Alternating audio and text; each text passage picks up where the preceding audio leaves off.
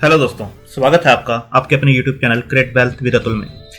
मैं हूं आपका दोस्त अतुल गोयल। आज हम बात करेंगे एक आईटी सेक्टर से जुड़ी हुई कंपनी, एक छोटी कंपनी पेनी स्टॉक, और रिजल्ट्स अनाउंस किए हैं उसने अपने, और काफ़ी मोमेंटम में था ये स्टॉक। अभी देखते हैं किस लेवल के ऊपर ये चल रहा है। नाम है कंपनी का, जैसे आप देख सकते हैं, 3i इन्फोटेक। काफ़ी मोमेंटम में रहा है स्टॉक और काफ़ी उम्मीदें हैं। रिजल्ट कैसे हैं उसके ऊपर हम बात करेंगे। रिजल्ट्स के बाद NCLT का एक ऑर्डर आया है, उसके ऊपर जरूर बात करेंगे क्या ऑर्डर है वो, क्योंकि वो भी काफ़ी अहम रखता है इस कंपनी के लिए। उसके बाद जो पहले डील्स हुई है, क्या डेट कुछ कम हुआ है, उसके ऊपर बात करेंगे और एनालाइज करेंगे कंपनी को आगे कैसे चल सकता है। आज जरूर थोड़े प्रेशर में है। उससे पहले निफ्टी देख लेते हैं, निफ्टी किस टाइप से काम कर रहा है। आप देख सकते हैं लाइव मार्केट के अंदर निफ्टी जो है ऑलमोस्ट फ्लैट है, 7 पॉइंट की गिरावट के साथ 13,810 के ऊपर।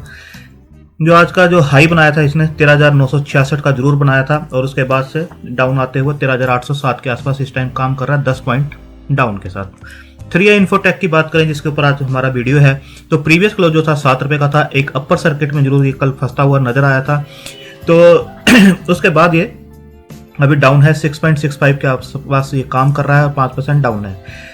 आज ओपन होता है 7 रुपये 20 पैसे के आसपास, हाई बनाता है 7.25 का, और उसके बाद 6.65 का लॉस सर्किट के अंदर फंसता हुआ नजर आ रहा है, 5%।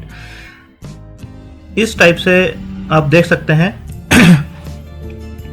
इसके बाद रिजल्ट्स की हम बात करें तो जो रिजल्ट्स इन्होंने अनाउंस किए हैं, 3i infotech Q3 financial year 21 consolidated PAT at ₹21.87 crore.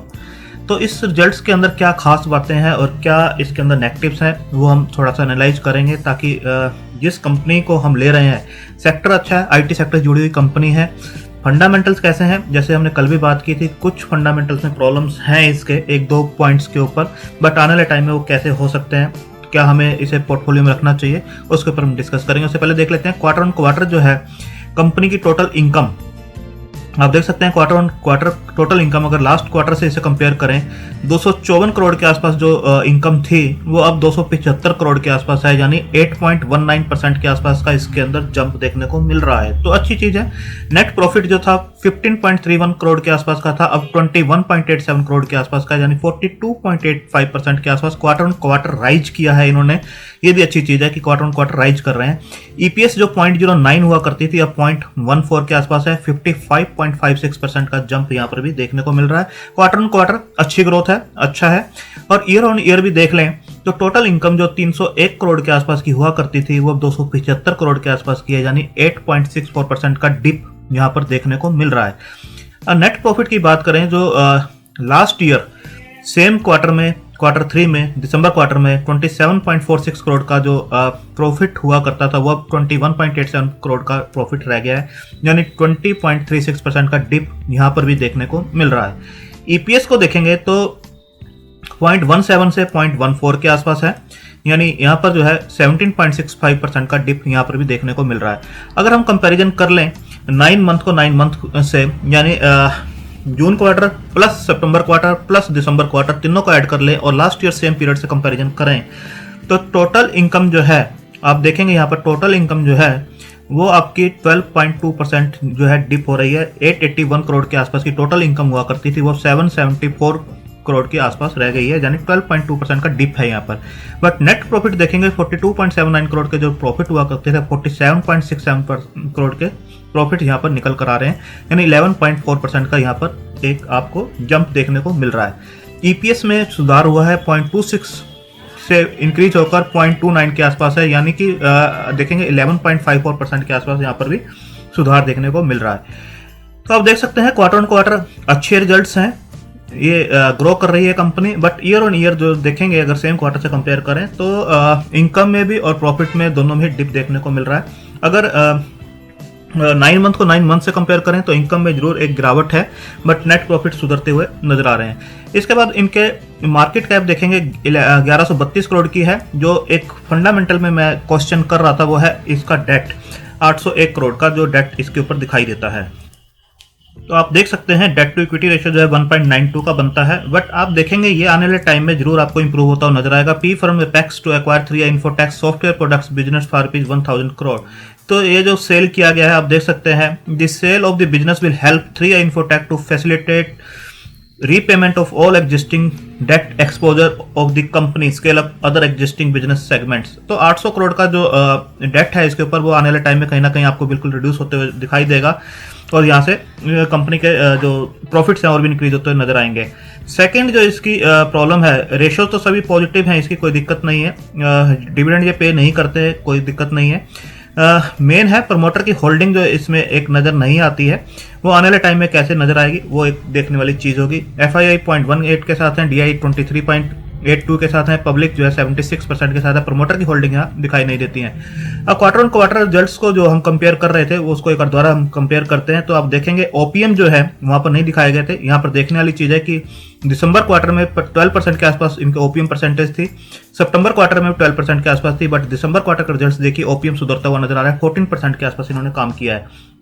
Second चीज आप देखेंगे 34 करोड़ के ऑपरेटिंग प्रॉफिट हुआ करते थे दिसंबर क्वार्टर में और सितंबर क्वार्टर में भी 30 करोड़ के हुआ करते थे, अब जो है 39 करोड़ के हैं, यानी ऑपरेटिंग प्रॉफिट जो इनकी मेन कोर बिजनेस है वहां से सुधरते हुए नजर आ रहे हैं। इंटरेस्ट बर्डन देखिए जो 11 करोड़ का हुआ करता था और सितंबर में भी 10 करोड़ का हुआ करता था, अब 9 करोड़ का है, यानी डेट कहीं ना कहीं रिड्यूस होती हुई नजर आ रही है, इंटरेस्ट कम हो रहा है यहाँ पर। तो आप देख सकते हैं ये रिजल्ट्स जो है नेट जो निकल कर आ रहे हैं 27 करोड़ जो हुआ करते थे नेट प्रॉफिट, यहाँ पर 22 करोड़ नजर आ रहा है, बट पिछले क्वार्टर से कंपेयर करें तो सुधरते हुए नजर आ रहे हैं। आप देखेंगे जून क्वार्टर में 10 करोड़ का जो प्रॉफिट था, सितंबर क्वार्टर में 15 करोड़ हुआ और उसके बाद दिसंबर क्वार्टर में ये 22 करोड़ हुआ, यानी आप देख सकते हैं धीरे धीरे ये सुधार होता हुआ नजर आ रहा है और ये हो सकता है कि आने वाले टाइम में आपको अच्छे रिजल्ट्स क्रॉस करते हुए दिखाई दे। तो बिल्कुल इसे अपनी नज़र में रखना चाहिए और आने वाले टाइम में ये अच्छा दिखा सकता है आपको रिजल्ट। अगर 9 मंथ को 9 मंथ से कंपेयर करें तो आप देखेंगे कि जो टोटल इंटरेस्ट बर्डन है जो 35, ये 9 मंथ से 9 मंथ को कंपेयर कर रहा हूं, तो इंटरेस्ट बर्डन आप देखिए 35 करोड़ की जो हुआ करती थी अब 29 करोड़ की है। टोटल एक्सपेंसेस देखिए जो एक्सपेंडिचर्स हैं इनके 791 करोड़ के थे दिसंबर 2019 में, अब 687 के आसपास हैं, तो कहीं ना कहीं हर चीज में सुधार होता हुआ दिखाई दे रहा है। बट अदर इनकम जो है वो थोड़ी सी कम होती हुई नजर आ रही है, 18 करोड़ जो हुआ करती थी अब 10 करोड़ के आसपास की है, तो ये थोड़ा सा देखने वाली चीज है कि इंटरेस्ट अब कम होता हुआ नजर आ रहा है। तो देखेंगे नेट प्रॉफिट जो 9 मंथ का 43 था अब 47 के आसपास आपको नजर आ रहा है, तो अच्छी चीज है। और मेन है अब NCLT का एक जो ऑर्डर है इसके ऊपर वो देख लेते हैं वो क्या है।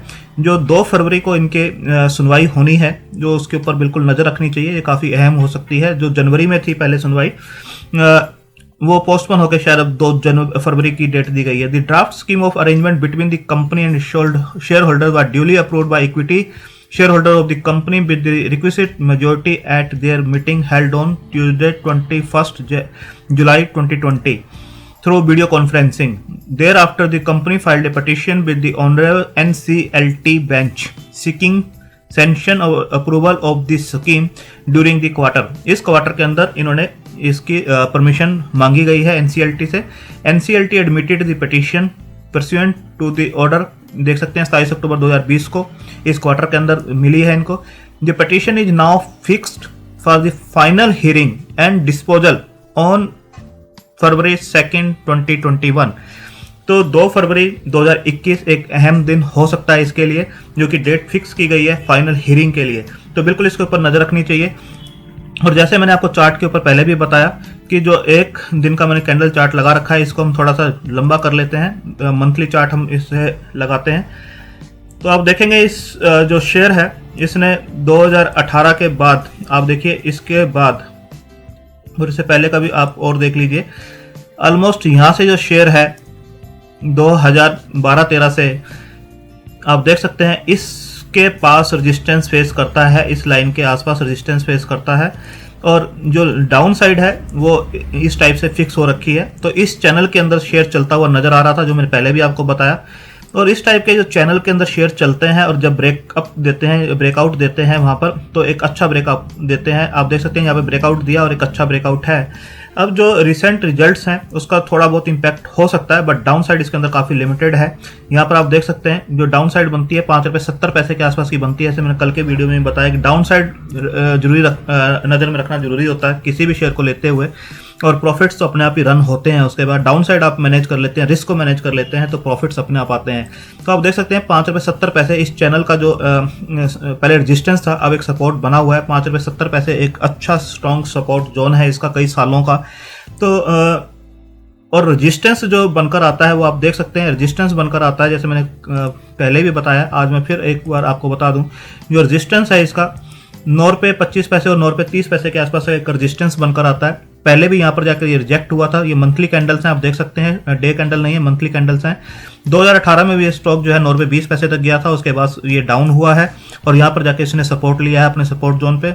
यहाँ से रेजिस्टेंस को जब इसने ब्रेक किया तो यहीं पर जाकर इसने फिर रेजिस्टेंस को, जो सेकंड रेजिस्टेंस है वहाँ पर जो है रिजेक्ट हुआ है। उसके बाद स्टॉक जो है इस रेंज के अंदर काम करता हुआ आपको नजर आ रहा है। तो 5 रुपये 70 पैसे का नीचे एक स्टॉप लॉस जरूर बनता है और जो रेजिस्टेंस है 9 रुपये 25 पैसे के आसपास का है। 9 रुपये 25 पैसे को अगर ये ब्रेक करता है तो आपको 13 से 14 रुपये के बीच में भी जाता हुआ नजर आएगा और नीचे का स्टॉप लॉस 5 रुपये 70 पैसे और 5 रुपये 50 पैसे के आसपास बिल्कुल आपको लगाकर चलना चाहिए स्टॉक के अंदर।